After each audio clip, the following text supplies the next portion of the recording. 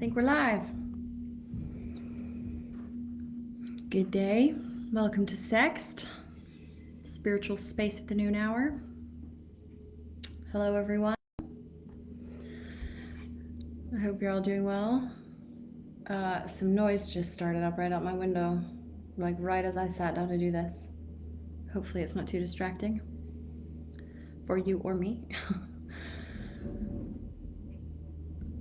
Anybody there? How's everybody doing?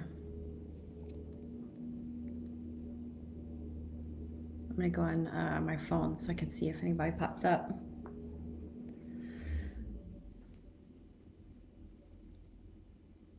So, I really like this little check-in space, Sext, spiritual space at the noon hour, Latin for sixth hour of the day after dawn.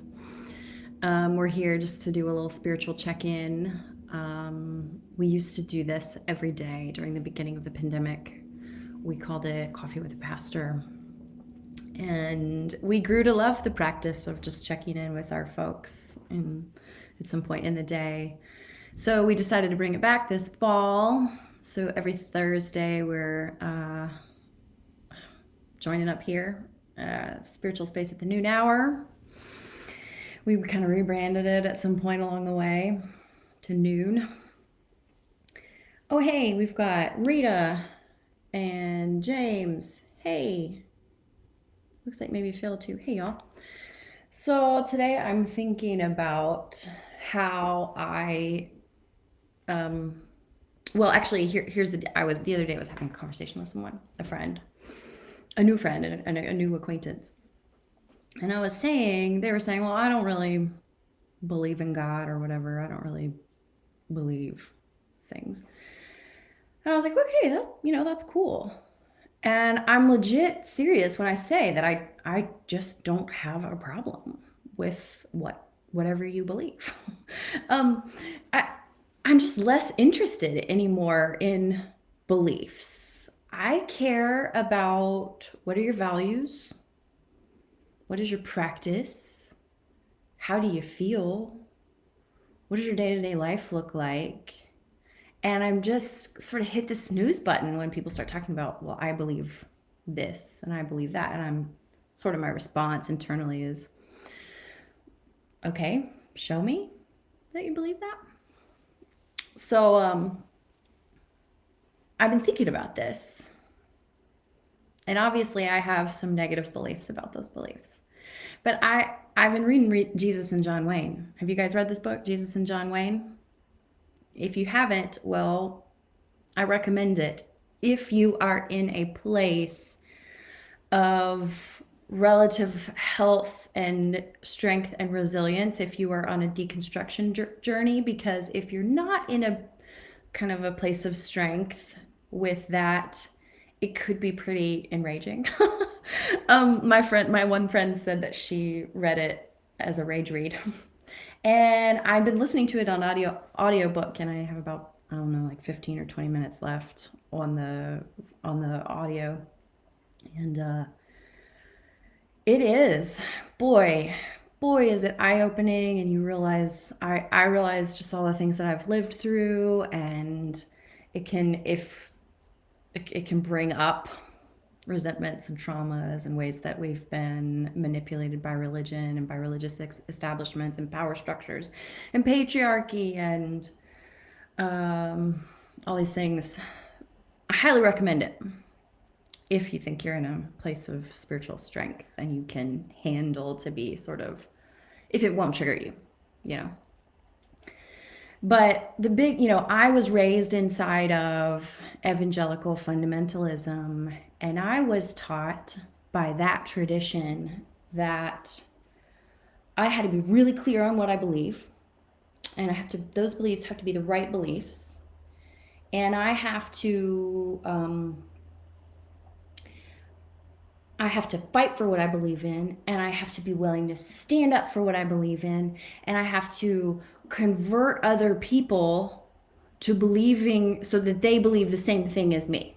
Because if they don't believe the same thing as me, then presumably they're going to hell or something. And as I've been reading this book, or listening to it rather, listening, reading, whatever, I've been thinking about belief, this concept of belief, and how, you know, we at peace, I think we're really moving away from what we probably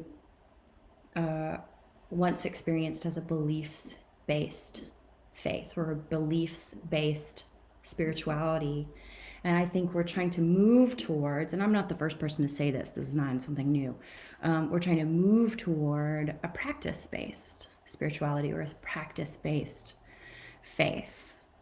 And I don't think that we can get away from beliefs. I think we have beliefs and not within we have beliefs about our beliefs, and we have, you know, beliefs about those beliefs about the beliefs, and we have beliefs about other people's beliefs and ours. And it's always, I think, helpful and relevant for us to interrogate our own beliefs, to figure out what are the subconscious beliefs. But here's the thing, like, what does it mean to believe something?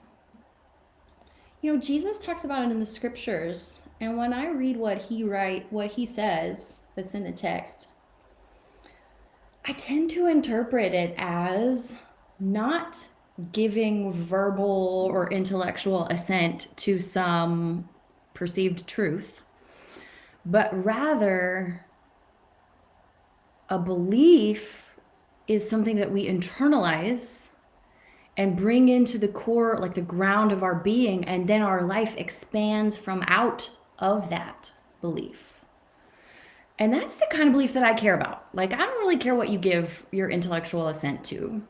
I care what, like I said, I care what you do and how you feel and what are your values that you're living out in the world. That's, you know, the people that I tend to trust and admire and give credence to live life in a way that is grounded in a truth, but the truth that goes out into their practice and into the way they behave and the way they posture themselves. And so, like, if you tell me, oh, well, you know, I believe that the image of God, that I am made in the image of God. Okay. All right. Great. What do you do? What practices go into your day, inform your daily life that help you live that out, or that reinforce that for you, or that exemplify that in your life? So I'm making a distinction there. And part of that is because here at Peace, we have such a wide net. We have such a wide, I'm reading some comments. Yeah. Jesus and John Wayne, gotta read it. Don't read it if it will hurt you. Don't read it if it will set you back on your journey. Read it only if it will enlighten you and help you move forward. Maybe just wait if you're not there yet. Anyway, so at Peace, we have such a wide, we try to cast this wide net. And, you know, like we sort of joke that, like, if you swing a cat at Peace, you might hit an agnostic or a person who just doesn't really know what they believe anymore, or, you know, and that's like, none of that is bad. And we're all sort of here in this tent of community, and it's okay to have diversity of belief.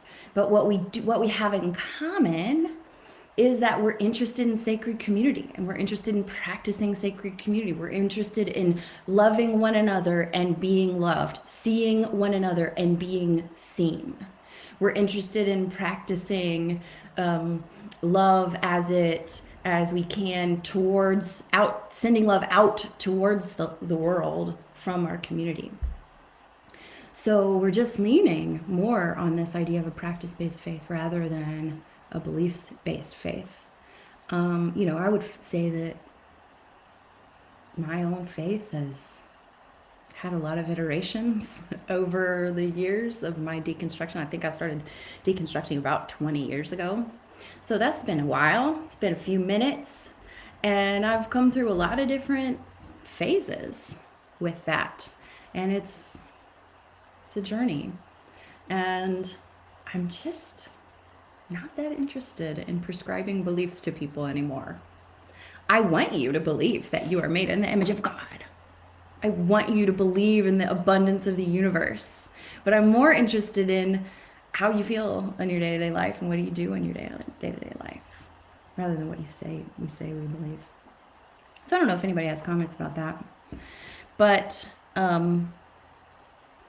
definitely I don't feel the need anymore to convert somebody to where their beliefs are a mirror image of my own.